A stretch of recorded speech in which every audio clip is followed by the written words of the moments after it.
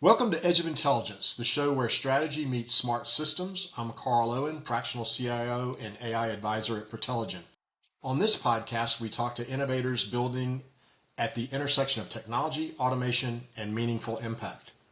My guest today is Ryan Ross, CEO of Olivia, a platform reimagining what it means to learn with purpose. With rich background in talent development, leadership acceleration, and behavioral science, Ryan brings a rare blend of heart-led strategy and product innovation to the EdTech space. Ryan, great to have you here. Carl, great to be here. I'd love to start at the beginning. What drew you to education as your next chapter, and what gap did you see that led to the creation of Olivia? Well, that's an interesting question because if you asked me 5 years ago would I be in the education space, I would probably look at you a little funny. But you know how life rolls. Right. It happened when COVID showed up, and I was working on a project with Ernst and Young. And as more and more people were being displaced, Ernst and Young called and said, "Hey, there's a lot of school districts complaining about access to viable broadband, and even more so." Broadband for students at home. And they said, "What do you think?" And so, because of my background in the space around edge computing, I started thinking about the problem. And to be frank, I didn't even realize how big the problem was. So, when I looked at it, our company's headquartered in Palo Alto, California, and we are right in the heart of Silicon Valley. Broadband, you don't think about. But when I started looking at the problem, 40 miles away, over in Half Moon Bay in Pescadero on the coast, which is their mountain ridge between Palo Alto and the coast, there's about 4,000 students that were struggling with broadband. And when that was brought to my attention, I'm like, wow, how big is this problem? So as we kept digging in, we realized that 1.7 million students in California struggled with broadband, and then nationwide, about 17 million students. And then about one third of the schools in the US also struggle with having enough viable broadband to support every student with a viable experience online inside the schools themselves. So once that light bulb went off, we realized that there was an opportunity, a problem, and the ISPs were not going to fix this problem anytime soon. As you well know, and being in this space, that broadband is complicated, expensive, and not always reliable. And so we saw an opportunity to rethink the problem. And that problem was not about broadband, but how to solve the issue of access to digital resources for students inside classrooms or home or elsewhere. And once that light bulb went off, we decided, okay, we can solve that problem, and we started going down that path. So that's the genesis of Olivia and how we started and why we're here. Well, I'm always fascinated by leaders who bring cross-disciplinary insight into their ventures, and your path from talent acceleration to EdTech is a perfect example of that. There's something powerful about applying lessons from leadership development into learning journeys for everyday users. What is Olivia's core mission, and how do you define success for learners on your platform? Yeah, that's a great question. And I think our mission is to be able to bridge the gap between the demand, which is on the school side and demanding more and more access to digital resources, and the supply side, which is companies that are creating content applications and platforms like learning management systems and AI platforms that are creating all this digital resources, but yet finding a struggle to connect and be able to have enough viable broadband to fix and have a viable experience for the students. And so our mission is really that middleware. How do we plug in where we can make a difference? And we know that by expanding the ability to engage with digital resources, that the outcomes for those students start showing up in learning and understanding concepts better. And ultimately, with AI, being able to help those students engage in ways with content that you and I never grew up with. So this is where it gets interesting, is that our mission is really to solve that gap problem in the marketplace. And that gap problem exists everywhere. Outside the US, here in Europe right now, just came from Africa. And so when you think about connectivity in networks, it's a whole different world when you look at these environments, especially in Africa.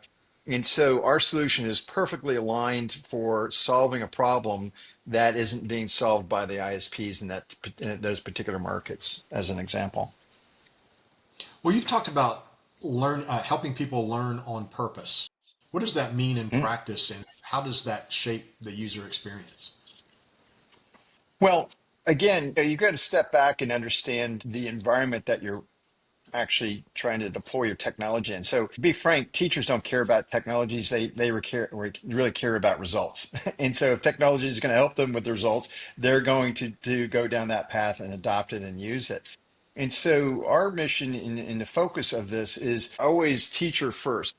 The first thing you have to really think about when you're going down this path is to ensure that the audience that's going to use this technology understands what it is and how to use it. We tell the team teacher first. That means making sure that the teachers get training and become digitally proficient. And then even after they feel comfortable in using a hybrid model inside the classroom as an example, then how do we increase their productivity and the outcomes for those students? So it's an ongoing process to make sure that the teachers are utilizing these tools. They know how to use them. And ultimately, when you look at where this is going, it's evolving all the time. And we want to stay in the middle of that. So it's interesting. I've sat in a lot of roundtables with teachers, and we ask them, what do you think of technology? What do you think about using digital assets inside the classroom? And one teacher brought this to my attention because we were focused on originally on the students. How do we engage students? How do we get them to use the content and all this stuff? And the teacher just looked at me and she said, "You don't have to worry about that." She said, "I'm going to tell the students what to do and they're going to do it." And I said, "Oh, got it. So if you're going to use our tool, they're going to use it." And she said, "Absolutely right." So you said, "You focus on the right thing and you're going to get the best results on that." So I took that to heart, and we really started realizing that the teachers are the key to the success in getting any student to adopt and engage with tools. And ultimately it's about how these teachers perform better and get better results because that's what they're being measured against in these environments. Makes perfect sense. Can you share an example of the type of transformation Olivia enables, either at the individual or organizational level? Yeah, we have a couple of examples of this. When we first deployed our solution, it was in a rural school district on the border of Texas and Louisiana, and it was very rural. It's so rural that my Google Maps stopped working before it got to the town. That might give you an example. And so we went there, and the teachers, the IT team, Rick and the team were just fantastic. And so we implemented the solution first in a sixth grade classroom. And so the first thing the students asked us, and this was actually before AI really popped up on the radar scope, they asked us, "Is this AI?" We said, "No, this is homework." But the enthusiasm that the kids showed was really kind of surprising because what we came to realize is that they heard about other kids getting access to all these digital tools, and they did not have that same access. So they just want to be on par with other kids. And of course, they asked whether they could play games, they could do these other things. But once we were able to implement the program, in this case, these kids were getting a device. They would take it home, plug it in, they would log on, and we created an offline Google classroom experience. And so they would see the homework assignments the teachers were posting.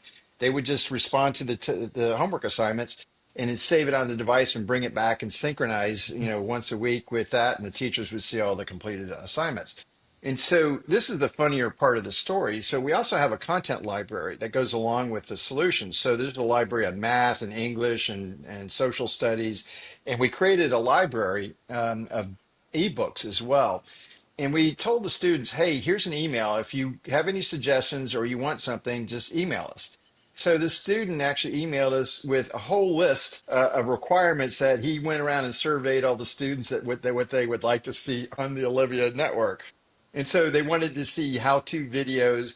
They wanted to get access to books because the closest library was 50 miles away. And so it was really interesting because all of a sudden we could see the kids adopting this as their own network. And we gave them the license to say, ask us what you want. And they started giving us that feedback. So that was really fascinating to us. And by the way, the English teacher was beside herself because they were asking for books that she was driving 50 miles away to go get books from the library to come back to give to kids. And we were helping open up that door for kids to get access to these digital ebooks for them to start reading as well. So that was a really quite fascinating and interesting experience that we had. Yeah, absolutely.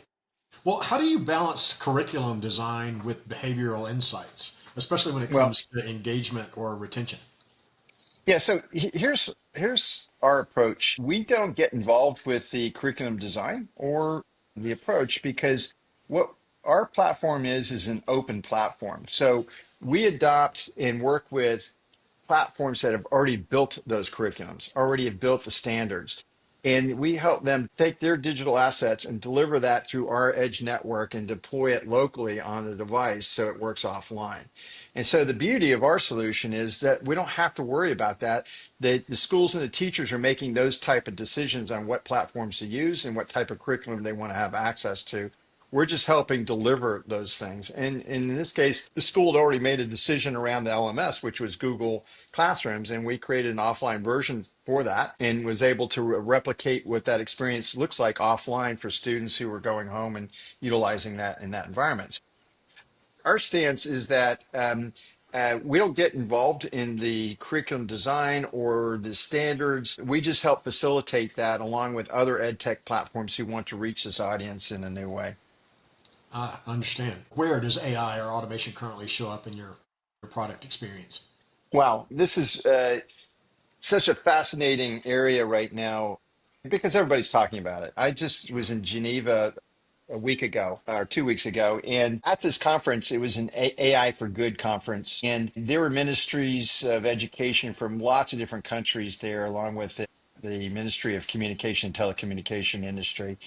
And within that, I was going to each one of these rooms to hear specific topics and issues and or interests around AI. Hmm. And what I heard over and over again from the ministries was that the current model, which is this open AI platform, is something that they didn't trust. And they didn't trust it because they don't know what's in it. They don't know what type of results were going to come out of it. They don't have control. They wanted to have something that allowed them to replicate sort of the standards that they have built as a country, for education, and also replicate the cultural needs in that country, as well as replicate the language needs that might be quite diverse in the country. And so there was a laundry list of things that they were bringing up as concerns. And I didn't hear that once. I heard it over and over and over again. And so what that has done for us is really looked at just like the issue of access to digital resources, it's the issue of access to AI. And so, how can we influence that? And so, we're working on solutions that really could change the dynamics of how schools utilize an AI LLM on campus and build something that is known and secure within those environments that doesn't necessarily require to be online all the time. And so this is where I think for me personally, a very exciting area because again, I think we're in the forefront of trying to solve some of these core complaints or issues or concerns. And we've got a way to go do that with our Olivia Edge network in this case.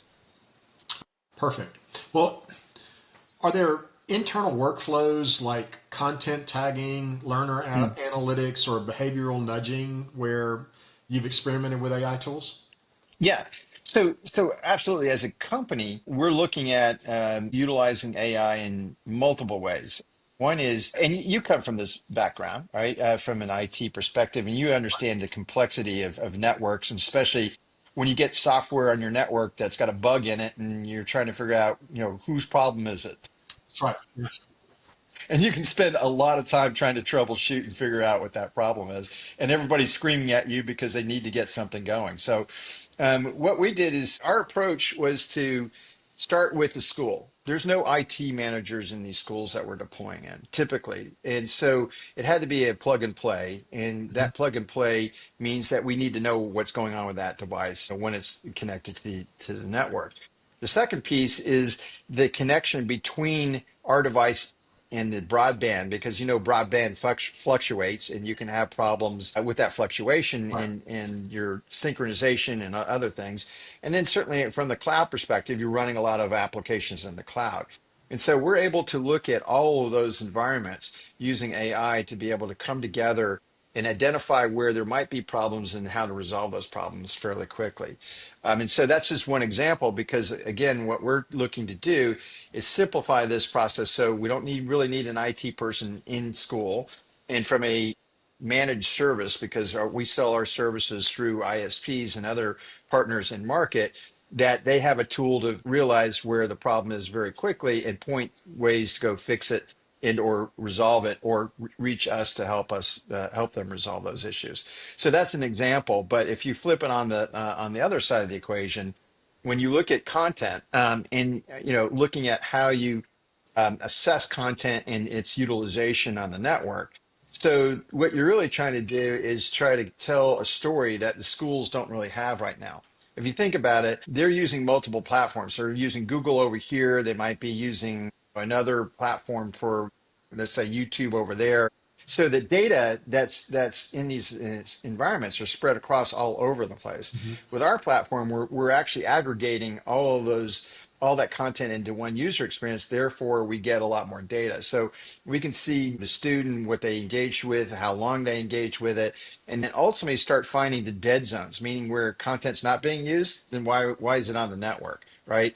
And replace it with more productive content that's being utilized and getting better performance on the network. And so those are insights that the schools don't have today, which is really fascinating because when you start showing them kind of where things are and what's being utilized and what isn't being utilized, why am I paying for this versus I should be paying more for these other resources because this seems to be where they're being utilized and maybe getting better performances. So there's some really interesting things, both on the sort of operational level that we're incorporating, and then also looking at the front end to help us start indicating things that really give schools, administrators, superintendents a lot more insight. So if you think about a superintendent, right now you can see every student in the whole entire school district. You might have 20 schools or 30 schools. And we aggregate all that data into a dashboard that they can see trends and what's going on from that perspective. And so that's something that doesn't really exist today in the way other platforms have put this together. They might have piecemeal it here and a piecemeal there, but nothing that's looking at this in a sort of aggregated way in the way we approach it. That kind of leads me into my next question, which is how are you thinking about adaptive learning or personalized feedback at scale? Yeah, I think this is an area that is going to be incredibly fascinating. And to be frank, I don't think anybody's really figured it out quite yet. I think this is an area where adaptive learning and the algorithms are just starting, and there's a lot to be learned from that. But I think that will rapidly change. And so this is all about personalization. So it's really one, making an assessment of the student. Where are they in their proficiency in English and math, as an example? And then be able to score that and come back with the right set of content that then helps them get to that level of understanding and then pushes them to get to the next level. And so this is where adaptive AI learning really is going to enhance that capability. And this is where I think, as a tool for teachers, this really will help the teachers assess the students, know where to spend the time, and know how to push the other students that might be more advanced and where they may go, and looking at how they get a different experience that's pushing them to deeper understandings for whatever concept they're trying to understand. But this adaptive learning is really the core, I think, to where this whole thing is going. And again, adaptive learning is only as good as the databases and the information that you've got access that it's assessing. So that in itself has to be done and done right. And again, I think it's still really, really early in that learning curve and where that starts and where it will end up. So it'll be very exciting to see how this unfolds in the next couple of years. Yeah, I agree with you on that. Have you run into any barriers with data readiness, tooling maturity, or even regulatory considerations? Yeah, look, I came from the payment industry. I noticed in your background, you also work for banks, and you know how data is extremely important and has to be secured and regulated and all kinds of things. And to be frank, I didn't want to be a bank. So, I so don't our blame you. approach, So our approach was to look at how we implemented our solution with the least amount of data that is being exposed. And so ultimately, what we ended up with is being able to tokenize information so that we don't even know the student's name. We don't know their address. We have no personal information on those students. That's sitting back in the school's systems. And so we were very sensitive to that, so that we really sort of created a firewall that all we need is we can anonymize the data, right? But we don't know who those students are, and we might know what grade they're in, but that's about it. We did that for a reason, so that we didn't have to get into those regulatory issues and or audits or all these other things that are required from time to time, and systems that are out there like that. I remember when the first time we talked a little bit about this, but I've seen a Yeah. lot of teams jump into AI because it's hot, not necessarily because the data or use case is ready. What's Yep. impressive here to me is how you and the team are grounding AI experimentation in real user need. That's where this stuff gets powerful to me. Yeah. Well, I think the other thing too is, and Carl, you know, this is, we've been through a couple of cycles before. There's a lot of hype and there's a lot of promise, but ultimately it's going to land somewhere, and it's going to be between the hype that everything is going to change to the reality that it may not work as it was advertised. So Right? the question is, where are we in that process? And so that's why, as a company, we decided to not build our own LLM and to create a solution that's an education based platform. We're just adopting the best of breed and being able to utilize what they're building and getting results, and they're and then incorporating them in our network. So they're running their software at the edge and doing things. And so we're just taking advantage of how this is going to evolve and not get caught in this spider web where you've made a decision and you made the wrong decision as the Mhm. market is changing and dynamically going down a different path. So this is where, from our strategy, and we were talking about strategies, we said, look, let's adopt as the market's adopting and be nimble enough to go do that and reflect what the market really wants as it's deciding where it's going to land and how it's going to work out. Yeah, great approach. Well, as Olivia grows, where have you encountered friction when it comes to scaling your impact? Yeah, so this takes me back to, I worked for Visa for many years in bringing new products to market. And so there's something about innovation that's interesting. And what I've come to realize is that there's a lot of people that love to talk about innovation, but there's a very small subset that actually will take the risk of going to do something that's innovative. Right. And so when you're going to market, you have to really do your homework to understand and look at the history of some of these customers to see who actually is willing to go out and try something new. Because not all of it's going to work, and sometimes they fail, but they need to know, and they know that, right? They're taking a risk, and the only way you move things forward is to try something. And if it works, fantastic. If it doesn't, okay, I tried. But it's the risk factor that you have to really understand.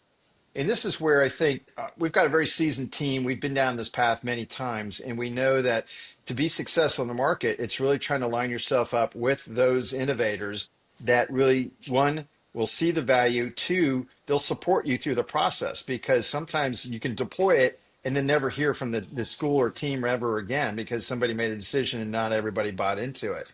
And then ultimately, you know, if you get a real partner in the innovation side, then what they're going to do is they're going to give you genuine feedback on how to, what's working, what doesn't work. And so that's what you really want. And that's what you're looking for as part of that process. And so I think this is where the technology is always evolving, and there's always need to go and innovate on top of this infrastructure. And again, Carl, you know this, you've been in this business and you've tried things out, and you know things, how that works. And some are good decisions, others like, we tried it. That's But you right. have to have the right mindset in order to be able to innovate. And that's what we look for, is the right mindset in order for us to be successful in the marketplace. And I think the friction is, in some cases, you know, it's too early for AI. There's a lot of examples where, you know, they just don't know where it's going to land. And I understand that perfectly.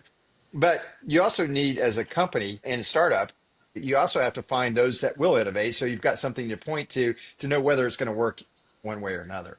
And so I think those are some of the key challenges as you're starting a company and as you're trying to put yourself in that position, then you've got to make some, I think, very careful decisions around who you're partnering with and what you want to get out of those partnerships and how they themselves start promoting it, not you. I mean, that's the real partner, right? When they're promoting it on your behalf, you've won the game That's right. in that sense. 100%.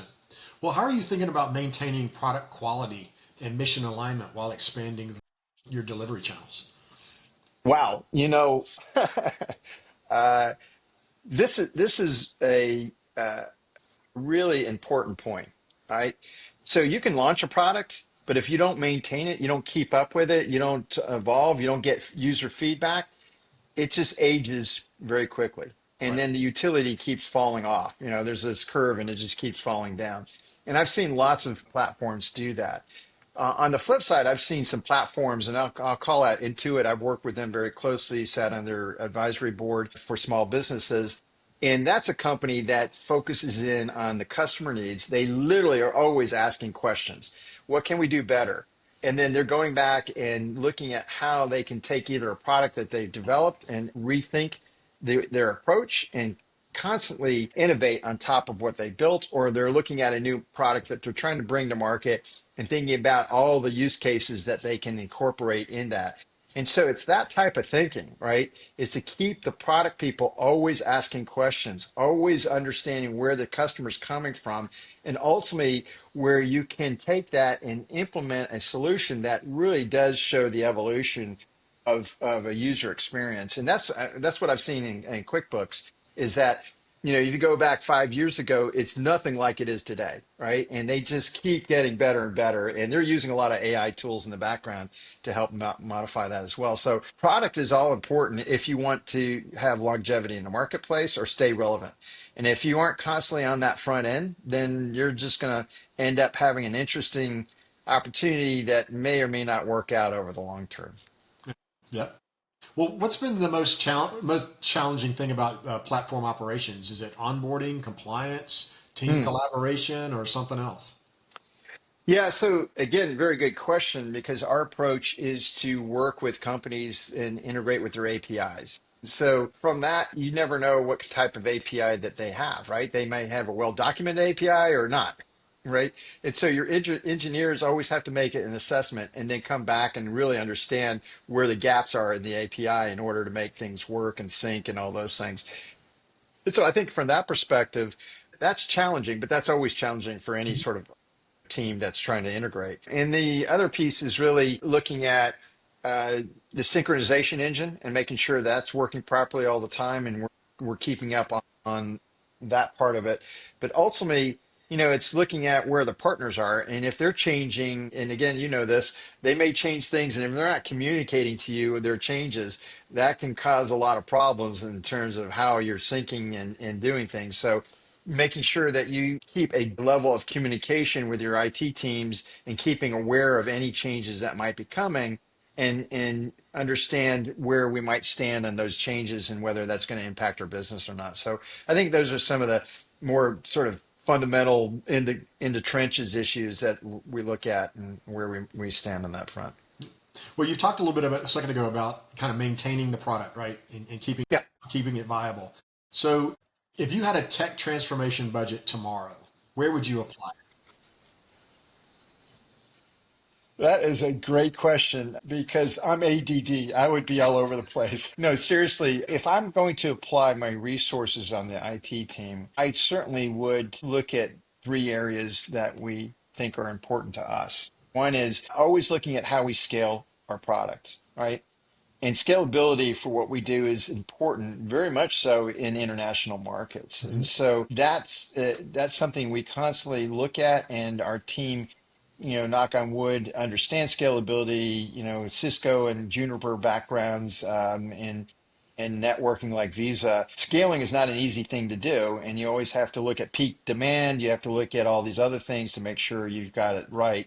And so I think that's one area. The other area would be just looking at how we do a better job of automation. I mean, how we automate, onboarding, how we automate some of the functions that, as a startup is all manual and you want to automate that as quickly as possible. And I think AI is a really good tool to help move that forward very quickly. So we'll see some real productivity gains out of that.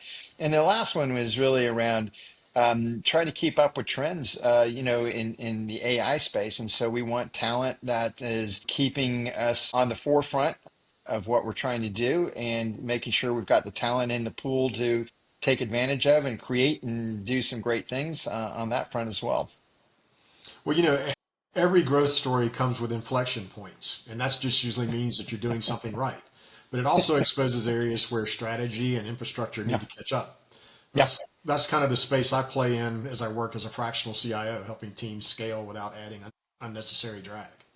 Yeah, yeah. And again, to this very point, when we started the company, we had a specific focus, and that was to solve the issue of students' access to digital resources in their home. And from that, we realized that this product, teachers started using this solution inside the classroom and saying it's a better solution because it had a firewall. And, the only content the students were getting access to is what was curated for them. And we realized very quickly that we had built an enterprise managed service. And so we then pivoted from this in-home solution to a school network solution that can be deployed that really creates efficiencies immediately with, things like it has a walled garden, so only what you want the students to have access to. It helps mitigate a lot of broadband overhead so that you're not going out, 20 kids all at once to go watch a video on YouTube. It's all localized. So there's a lot of advantages that it comes along with having this edge network and making sure that you've got a lot of that content localized, because then your network on the flip side is opened up and has a lot more broadband utilization at that point. So there's some interesting things on that front as well. But, it's not where we started. Where we're going is where this gets interesting. And our strategy had to change and focus on who's the real audience as our strategy is changing, and does our product fit into that strategy, into that narrative that's out in the marketplace. And I think we've done a very good job of switching and repositioning the strategy so that we are now getting a lot of interest around how our product could be utilized to create education networks for school districts, for counties, for countries in general. So it's been very interesting ride for us, and everybody's quite excited about where it's going. That's interesting. So, what does Olivia look like at scale? I mean, who are you serving, and how is the platform evolving? Mm. Yeah, that's a good question. Again, I think the vision is for us in places like Latin America or Africa is to become a unifier of for an education network, and it's designed for education and workforce development. And so this platform can be deployed across the entire country in some cases as an education network designed for education and meeting the standards of the countries and the markets. And then looking again, how do we continue to innovate on top of that and add new services? But ultimately, we see this as a very large, wide scale opportunity. And we're working on putting all the partnerships in place to make that happen, both, for counties, states, countries, and doing this on a worldwide scale. So that's the other very fascinating opportunity that we have in front of us at the moment. Are you exploring integrations with the tools like HRIS, other LMSs, credentialing systems? Yeah, so yes, we are, and in fact, we're looking at those platforms to help us be more seamlessly integrated into the schools systems. And so yes, we want to be as seamless as possible in adopting what tools that the schools have already invested in. And so that is definitely our approach and our model to do so. We've talked about how rapidly AI is evolving and the tech today is evolving. It's only going to increase with the more use in AI. But what future technologies or data capabilities are you most excited to explore? Yeah, I would say AI is the standard answer these days. What I've seen been exposed to on multiple fronts in terms of what people are working on is really quite fascinating, very interesting. And it was going to have an impact. It already has. And so the question then is, how far can it go? And that's really the question in my mind is there's always limitations. I mean, I take it back to the day when used to see a commercial for 5G every 5 minutes and how it's going to revolutionize That's the right. whole industry and life is going to be so much different when 5G shows up. Well, I'd hate to ask your audience, has 5G really changed your life? And I don't think so. They just can make a phone call and maybe it's a little quicker, but it's not life changing. The real question here is the tool sets that are being created through AI, absolutely fascinating, very interesting, will create more solutions that are increasing productivity. And so certainly everybody's going to lean into that. And so what I like to say is ultimately everybody's lazy and they're going to take the least path of resistance. And so when you start taking resistance out of the path, you're going to adopt it. And I think this is where AI is going to play a role. You're just going to lean into what's going to make your life easier and more meaningful, and ultimately how it's going to benefit you at some level as well. Well, if Olivia were to partner with a CIO level advisor, what Yeah. problem would you want to solve first? Yeah. So it's really the enterprise level solution that we want to solve. That is that working with ISPs, and again, this, they're not the easiest group to deal with. And so I think figuring out ways to look at how we position our solution as a layer on top of what they've already invested in and adding value and driving it. So getting a CTO focused in on what is really needed to make that integration that work seamlessly, and ultimately how do we continue to evolve around that to make our customers, ultimately ISPs and the resellers in our channels, simple to turn on, simple to deploy, simple to support, and then when they have a problem we can get to it as quickly as possible. And so simplicity is always the hardest thing to develop because there's a lot of thought that has to go into it in order to make it work properly. And that's where I think the CTO can play a real pivotal role for us in making sure we're trying to make the right decisions as we're going on that path. Well, as you know, vision without execution is just a pitch deck. But hearing how you're thinking about scaling Olivia makes it clear there's a plan behind the purpose. The roadmap you're laying out blends platform evolution, user needs, and emerging tech in a really thoughtful way. You guys have done Yeah. a great job. Thank you, Carl. I appreciate that. And it's, you know what? Like I said, 5 years ago, you told me, am I going to be in education? I'd look at you silly. But, I have come to really appreciate this ecosystem and how complicated it is and how many decisions that need to be made in order to get things done. And so I think we can have a real impact in simplifying a lot of this in the way we're approaching this. And this is where I get very excited because, this is all about impact. You turn it around, and we know that if we do our job right, we're going to have an impact on students, impact on teachers, impact on the education systems that are out there struggling today to try to figure out how all this stuff comes together. Well, Ryan, this has been a fantastic conversation. Olivia is such a refreshing take on education tech, high impact, deeply intentional, and grounded in behavioral insight. For our listeners who want to learn more or follow Olivia's journey, where should they go? Yeah, so I would start with LinkedIn. We have Olivia Technologies on LinkedIn. They can follow us there. They can link into me as my personal LinkedIn. I'm Ryan Ross at Olivia Technologies on that front. And then our website, which is olivia.schools, which is different from olivia.education. So www.olivia.schools. And that has a lot more information and use cases around what we've done so far and where we're going and the verticals that we're focused in on, like workforce development, prison education, and higher education as well on those fronts.